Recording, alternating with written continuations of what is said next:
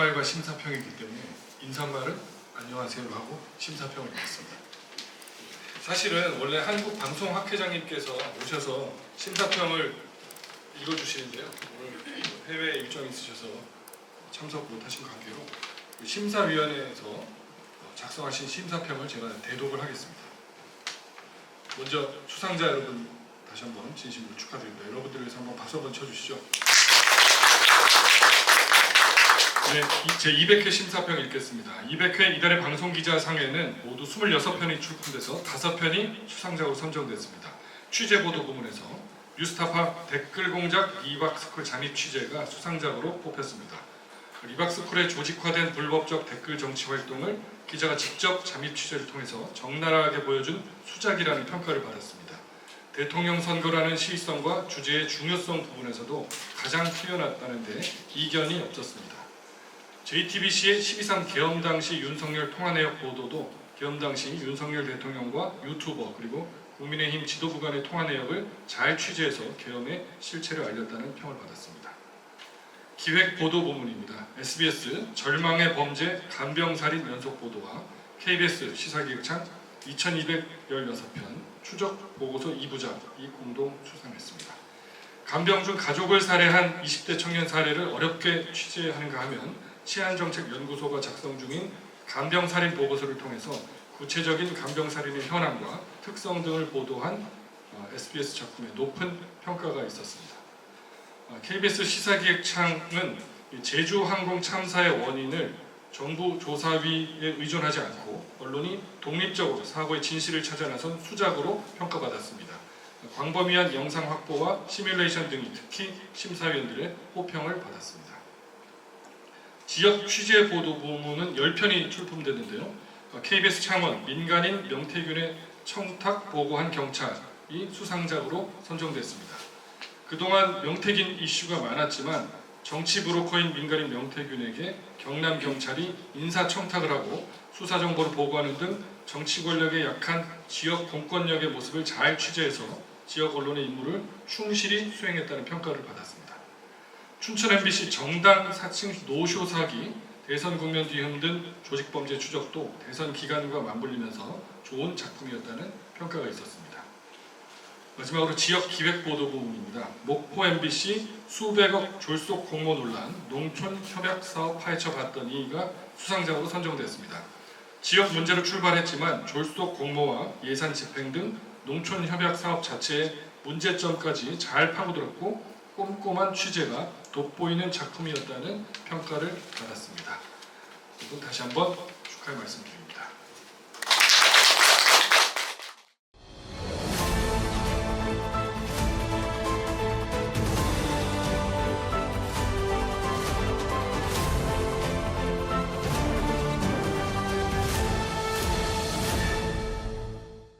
댓글팀 명칭은 자손군. 댓글로 나라를 구하는 자유손가락 군대라는 뜻입니다. 자손군은 리박스쿨, 즉 이승만 박정희를 지지하는 역사 교육을 하는 단체가 만들었습니다. 뉴스타파 취재진은 신분을 숨기고 자원봉사자로 잠입해서 이곳에서 어떤 일이 벌어지고 있는지 확인했습니다. 취재진이 찾아간 사무실에서 리박스쿨 대표 손모 씨를 만났습니다. 이제 보시다시피 이승만 박정희 대통령의 대한민국 건국사를 주로 가르치는. 겉으론 역사 교육을 내세웠지만 실제로는 댓글 작업을 하는 곳이었습니다. 뉴스타파는 잠입 취재 과정에서 조정훈 국민의힘 의원이 손 대표와 연결된 사실을 확인했습니다. 조정훈 의원과 손 대표는 사흘 전 국회에서 이재명 후보 공약을 비판하는 공동 기자회견을 열었습니다. 겉으론 학부모 단체를 내세웠지만 회견 참석자 11명 중 5명은 댓글 공작팀 자손군 소속이었습니다. 손 대표는 결혼도 하지 않은 뉴스타파 기자를 학부모 단체 소속으로 둔갑시켰습니다. 뉴스타파 취재 결과 이들은 초등학교 방과 후 강사 자격증을 준다면서 댓글 팀원을 모은 것으로 드러났습니다. 선거가 끝나면 이들을 학교로 보내 왜곡된 역사관을 초등학생들에게 주입할 계획도 세웠습니다. 애국 청년에게 학교 취업이 가능한 자격증을 무료로 발급해주겠다면서 청년들을 유인해 댓글 공작을 펼친 겁니다. 취재 결과 그들의 진짜 목적은 방과 후 교육으로 초등학생들에게 철저히 왜곡된 역사인식을 심는 것이었습니다. 사실 저는 여기서 이렇게 상을 받아도 되나 싶습니다. 이 취재를 저희 회원은 아니지만 인턴 기자와 그다음 PD인 박종화 PD가 사실 거의 다 했기 때문에 일단 한번 좀 언급을 해야 될 것 같습니다. 워낙 취재를 잘했고 저희가 처음에는 이제 댓글 공작 잠입만 하려고 했다가 이제 손효숙 씨가 사실 이 상을 준 거나 다름없는 게 이 자격증을 주려고 했고 그다음에 국민의힘 기자회견을 알려줬고 그래서 오라고 권했고 그래서 저희는 따랐을 뿐입니다. 사실 그래가지고 인턴 기자가 지금은 이제 정규직 채용이 내일부터 공식적으로 정규직 채용이 되는데요. 근데 그 친구가 굉장히 미안한 마음이 큰 상황입니다. 어쨌든 그 여러 가지 참 많이 느꼈는데요. 제가 교육 취재를 제대로 해본 적이 없는데 이번에도 사건이 바꿨다라는 생각이 듭니다. 만약에 이 늘봄학교 문제를 저희가 침층 취재해서 물론 그것도 의미가 있었겠지만 그랬다면 이 늘봄학교의 어떤 맹점이랄까요? 그런 게 드러나지 않았을 텐데 뒤늦게 돌아보니까 이제 상당히 많은 문제점이 있었고 저희 취재가 나온 이후에 교육부와 이 관련 단체가 움직이고 있습니다. 그래서 저희가 이제 가지고 있는 어떤 제보들을 좀 소화하지 못하는 상황이거든요. 그래서 그 교육 전문가들이나 아니면 취재하시는 분들이 저희에게 연락을 주시면 제가 이제 취재 후기도 담았지만 제가 적극적으로 저희 제보를 넘겨드릴 마음도 있습니다. 그럴 정도로 이제 이 사건으로 인해서 이게 떠올랐고 부상했고 이번 기회에 아이들에게 있어서 미래라고 볼 수 있는 교육 문제에 대해서 좀 실질적으로 다룰 수 있는 기회가 생기지 않을까 싶습니다. 그리고 여기 영상 취재 기자들도 한 명은 미국에 출장 가 있고 한 명은 김희주 기자가 나와 있는데요. 이렇게 사실 이제 저희는 이제 방송 기자니까 알지 않습니까? 영상이 가지고 있는 힘을. 그래서 저희가 계속 소통하면서 찍었던 이 영상들이 더욱더 큰 힘을 발휘한 게 아닌가 싶습니다. 이 몰래카메라 기술이라든가 잘 찍는 기술이라든가 이런 것들을 잘 이렇게 조연해 주셨기 때문에 이게 영상으로 나온 거라고 생각을 하는데요. 네, 그렇습니다. 어쨌든 앞으로도 좋은 보도를 하기 위해 뉴스타카는 최선을 다하겠습니다. 감사합니다.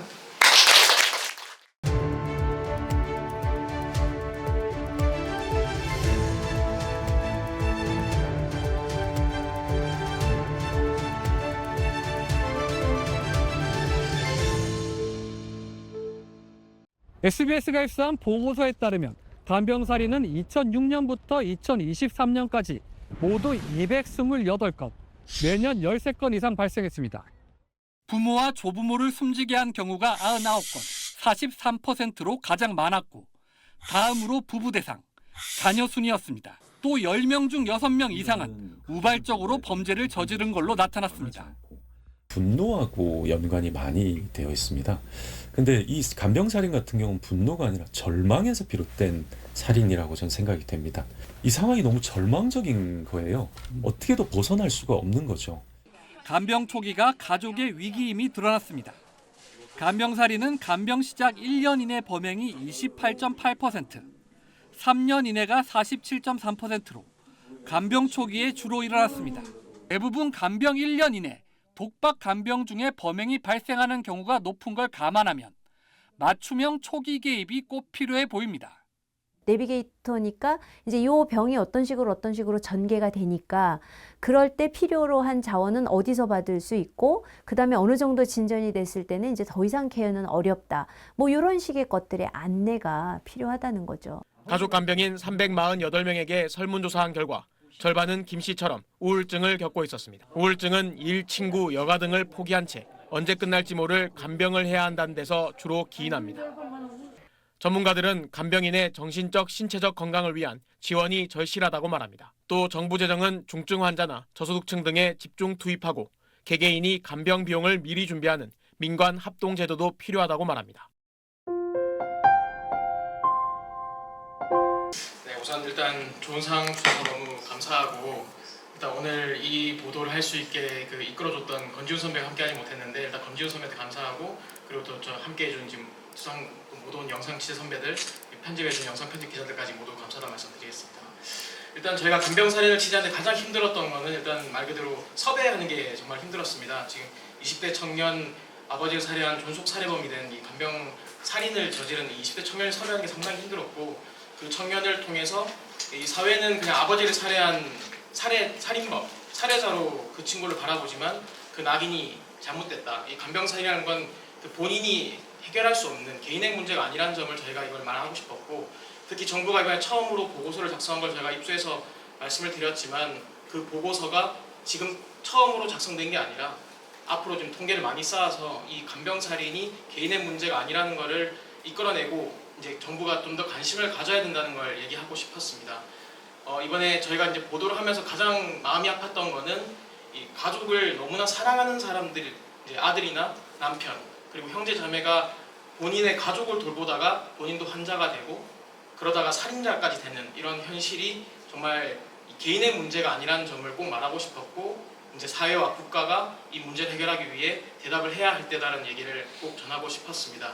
그래서 아직까지는 이 많은 대책이나 이런 게 나오지 않고 있는데, 지금 저희가 취재했던 간병인들 이런 사람들에게 정말 현실적인 도움이 되는 그런 정책들이 빨리 나왔으면 하는 바람입니다.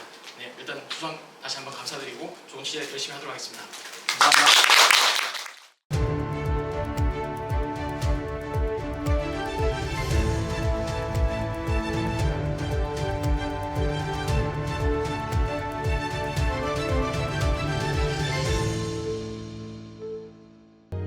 참사 이후 처음으로 취재팀이 확인한 충돌 시각을 공개한다. 항공기는 관제탑으로부터 주의를 받고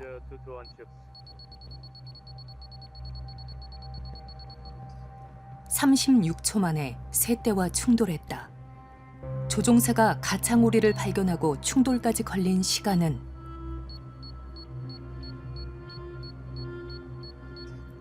불과 15초. 긴급 조난 신호 메이데이를 외친 건 충돌 후 30초가 지나서였다. 취재팀은 영상에 보이지 않는 항공기 움직임을 복원했다. 기체는 충돌 직전 급상승을 시작했고 충돌 후 하강했다. 세 대와 충돌하기 전 토가 버튼을 눌렀다는 것은 복행을 미리 결심했다는 뜻이다. 지금까지는 조종사가 조류 충돌 후 복행한 것이라고 잘못 알려졌다. 취재팀은 조류 충돌 시각과 전후 상황을 마침내 확인했다. 하지만 블랙박스가 끊긴 4분 7초의 기록은 여전히 미궁으로 남아있다. 취재팀은 답을 찾기 위해 훈련기에 올랐다. 이렇게 복원된 경로는 기존에 알려진 것과 달랐다. 이렇게 짧게 돌았던 걸로 처음에 보고가 됐거든요. 다들 이렇게 알고 있었는데 지금 우리가 확보한 자료에 따르면 훨씬 더 높이까지 올라가서 돌았던 걸로 지금. 잃어버린 4분 7초의 궤적이 마침내 밝혀졌다. 취재팀은 2024년 12월 29일 9시경 제주항공 2216편이 지났던 궤적을 똑같이 비행해봤다. 현장 취재로 되살린 4분 7초의 비행 경로가 실제와 가깝다는 객관적 증거였다.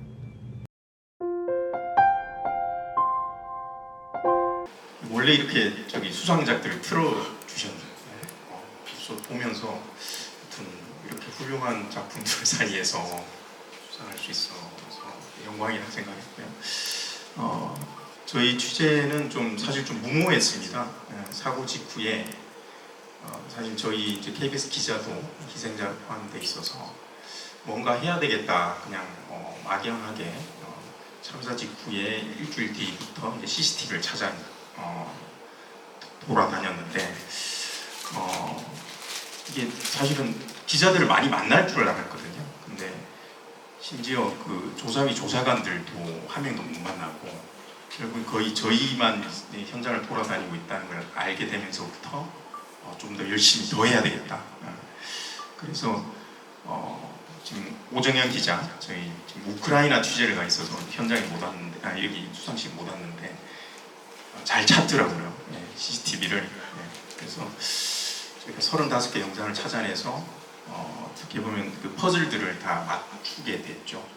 그래서 저희가 느꼈던 것은 국가 이제 시스템이 있는데 그 기자로서 항상 좀 의심해 봐야 된다라고 생각이 들었어요. 조사위원회가 있고 미국의 NTSB라고 이제 뭐 전문가들도 잠깐 오고 그랬는데 그 사람들이 와도 결국에는 이제 조사 매뉴얼상 CCTV를 찾아야 된다는 그거를 이제 안 지켰더라고요. 네. 그래서 저희들이 이제 기자로서 당연시 국가가 할 것이다라고 했던 것도 한번 의심해 보면서 했던 것이 이번 좀 퍼즐을 맞추는데 중요했지 않을까 그런 생각을 했습니다. 지금 아직도 조사위원회에서는 진실 규명에 여러 가지 좀 불신들이 있거든요. 그래서 지금 유가족들도 많이 애가 타고 그러는데 앞으로 남은 진실이 규명될 때까지 저희 또 계속 열심히 취재를 해보겠습니다. 네, 감사합니다.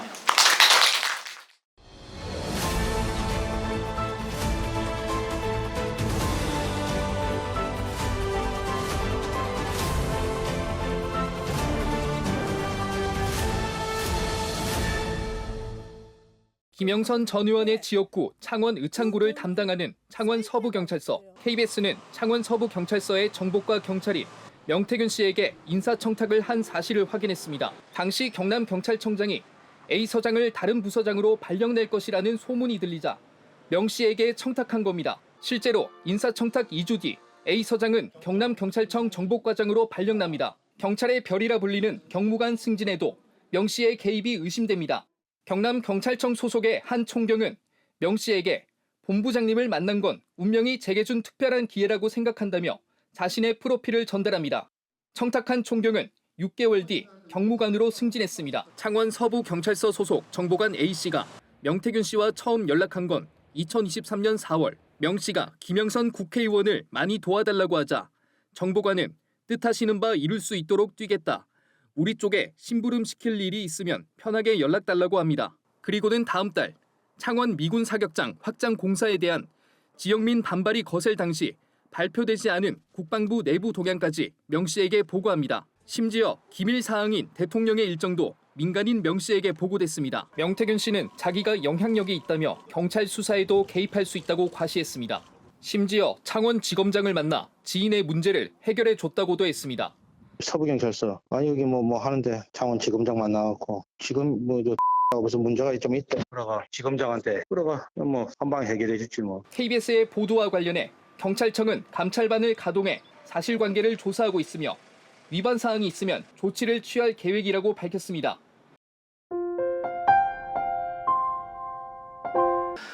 원래 이 보도를 지난해 말에 그냥 평소 알고 지내던 취재원이 그 명태균 씨가 경찰들이 자주 가는 일식당이 있다. 거길 가보자 해가지고 사장님한테 이제 뭐 좀 술을 먹여가지고 좀 얘기를 들어야 되겠다 했는데 제가 먼저 뻗어버려가지고 그때 포기하고 있다가 한 5개월 정도를 이제 뭐 여기저기 다 물어보고 다녔습니다. 창원에 좀 토박이라는 분들 명태균 씨하고 친한 경찰들 누가 있냐 하니까 이름만 알게 되고 이제 뭐 친하다 뿐이지 그래서 뭐 승진을 청탁을 한 건지 아니면 뭐 어떤 유착이 있는 건지 전혀 모르는 상황에서 한 6개월을 그렇게 있다가 보도를 하게 됐는데요.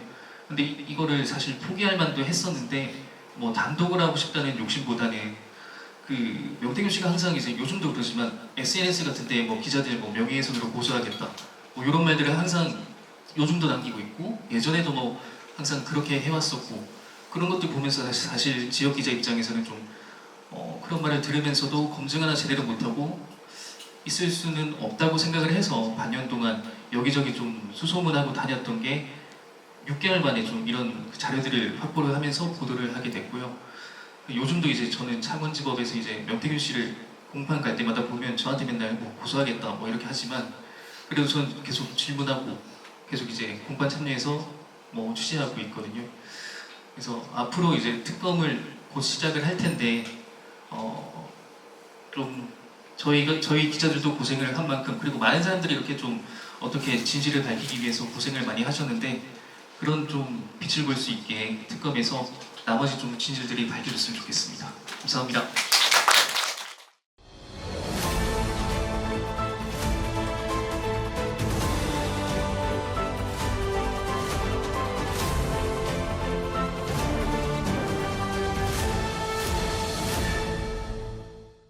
농촌 지역의 한 자치단체가 올해 농촌협약 공모에 제출한 시행계획서입니다. 필수 조건인 주민의견 수렴을 거쳤다며 회의 사진이 첨부됐습니다. 그런데 자세히 보니 회의에 참석한 30여 명 모두 마스크를 쓰고 있습니다. 다른 사업 때 촬영했던 예전 사진을 짜깁기 한 겁니다. 왜 이런 일이 빚어졌을까? 농림부는 지난 2023년 관련 법인 농촌공간 재구조화법이 제정되자 중장기 계획 수립 모델을 만들기 위해 전국 5개 시군을 시범지역으로 지정했습니다. 5개 시범시군이 10년 단위 중장기 청사진인 기본계획을 세우는 데만 1년 넘게 걸렸습니다. 그러는 사이 올해 법에 근거한 농림부의 첫 공모가 났습니다. 5개 시범시군마저 10년짜리 기본계획만 겨우 끝낼 정도로 시간이 빠듯했습니다. 그런데도 농림부는 한 발 더 나아가 시군의 기본계획을 실행할 5년짜리 시행계획까지 만들어 제출하라며 공모를 강행했습니다. 올해 공모를 하지 않으면 내년부터는 농촌협약 예산 확보를 장담할 수 없다는 이유에서입니다. 하지만 유사한 농촌 활성화 사업에 이미 많은 예산이 투입된 상황에서 부처 예산 확보를 위해 사업을 졸속으로 진행하는 것이 타당한가라는 비판이 일고 있습니다. 농림부가 농촌을 어떻게든 위해서 기재부한테 이 사업비 확보를 통해서 하려고 하는 노력도 충분히 이해는 됩니다. 하지만 그 큰 돈들이 제대로 된 평가라고 하는 부분을 생각을 했을 때는 과연 됐을까라고 하는. 농림축산식품부는 짧은 기간으로 인해 시행계획 준비가 미흡했다는 점을 인정하면서 향후 1년 동안 보완 작업을 거친 뒤 예산을 지급하겠다고 밝혔습니다. 저 목포 MBC 김규혜 기자고요. 오늘 아무도 언급 안 해주셨는데 200회거든요. 200회에서 수상을 해가지고 너무 영광스럽고 저희는 제보로 시작을 했어요. 취재를 이런 농림부 예산을 받기 위해서 시군에서 이제 용역을 받아서 그런 보고서 계획서 같은 거를 준비하신 용역업체 관계자분이 찾아오셔가지고 이거는 농촌을 발전시키기 위한 사업인데 계속 진행되다가는 오히려 농촌이 뭔가 망할 것 같고 예산이 낭비될 것 같다 하셔가지고 취재를 해봤더니 이게 너무 졸속으로 이루어지다 보니까 예산 낭비도 되고 현실성도 부족하고 이전에도 비슷한 사업이 계속 반복되었는데 그거에 대한 성과평가나 이런 것도 미흡한 상태에서 진행됐다 보니까 정작 중요한 농촌에 사시는 주민들이 모르게 발전이 이렇게 이루어지고 있는 부분이 있어서 좀 저희 지역뿐만 아니고 전국을 돌면서 좀 현장을 봤던 것 같고 이게 좀 어려웠던 점이 진행되고 있는 사업이다 보니까 뭔가 현장에서 보일 수 있는 게 많이 없었어요. 그래서 제가 좀 헤맸는데 그런 걸 같이 좀 도와주신 우리 영상 선배님들하고 이 큰 제보를 저에게 맡겨주신 우리 국장님하고 미모의 부장님 너무 감사드리고 제가 사건 사회 팀인데 이걸 큰 보도를 할 수 있게 도와주셔가지고 많은 선배님들 너무 감사하고 이걸로 상을 받을 수 있었던 이유는 이 제보자가 저희 회사에 찾아올 수 있게 저희 명성과 신뢰를 쌓아주신 우리 선배님들 MBC와 목포 MBC 덕분이다. 그래서 그거를 계속 이어나갈 수 있도록 노력하겠다. 그리고 농림부 장관이 유임이 돼가지고 이 제도가 계속 이어질 수 있을 것 같은데 제도 개선이 어떻게 이루어지는지 저도 계속 취재를 하겠다. 그리고 제가 농촌으로 상을 받긴 했는데 목동에서 고등학교를 나왔습니다. 그래서 여기를 다시 고등학교 때 10년 전에 기자를 꿈꾸면서 막 여기 근처 방송국들도 다니고 견학하면서 꿈을 이렇게 계속 이루기 위해 노력했는데 10년 후에 여기에 와서 상을 받아서 너무 개인적으로 너무 영광이고 10년 후에도 부끄럽지 않은 기자가 되도록 노력하겠습니다. 감사합니다.